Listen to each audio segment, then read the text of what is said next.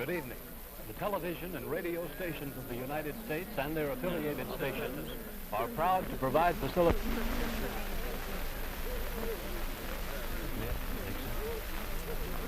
In the election of 1860, Abraham Lincoln said the question was whether this nation could exist half slave or half free. In the election of 1960, and with the world around us, the question is whether the world will exist half slave or half free, whether it will move in the direction of freedom, in the direction of the road that we are taking, or whether it will move in the direction of slavery.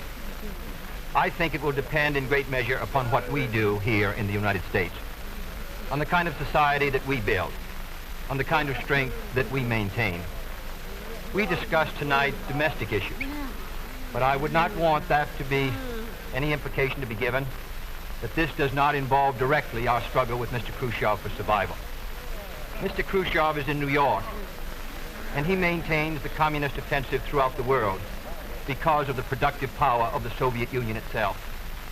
The Chinese communists have always had a large population, but they are important and dangerous now because they are mounting a major effort within their own country. The kind of country we have here, the kind of society we have, the kind of strength we build in the United States will be the defense of freedom. If we do well here, if we meet our obligations, if we're moving ahead, then I think freedom will be secure around the world. If we fail, then freedom fails.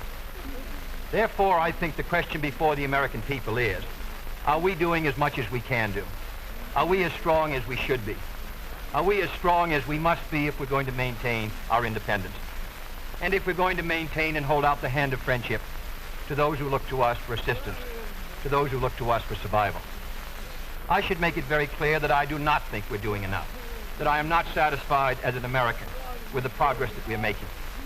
This is a great country, but I think it could be a greater country. And this is a powerful country, but I think it could be a more powerful country. I'm not satisfied to have 50% of our steel mill capacity unused. I'm not satisfied when the United States had last year the lowest rate of economic growth of any major industrialized society in the world, because economic growth means strength and vitality. It means we're able to sustain our defenses. It means we're able to meet our commitments abroad.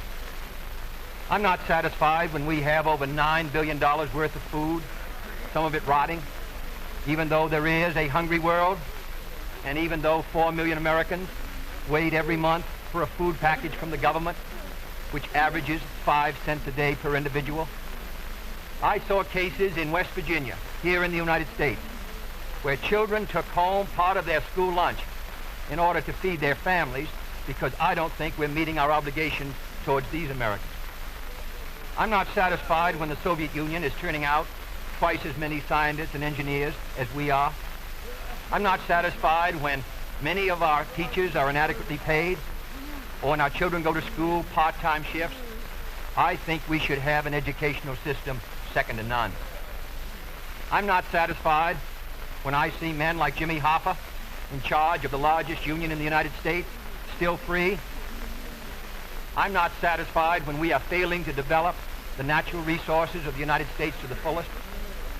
Here in the United States, which developed the Tennessee Valley and which built the Grand Coulee and the other dams in the northwest United States, at the present rate of hydropower production, and that is the hallmark of an industrialized society, the Soviet Union by 1975 will be producing more power than we are.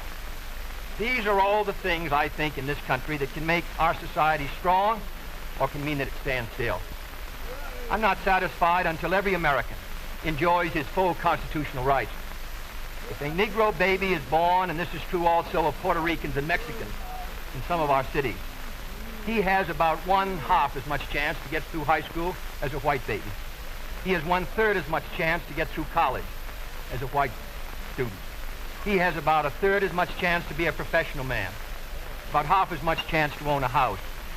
He has about 4 times as much chance that he'll be out of work in his life as the white baby.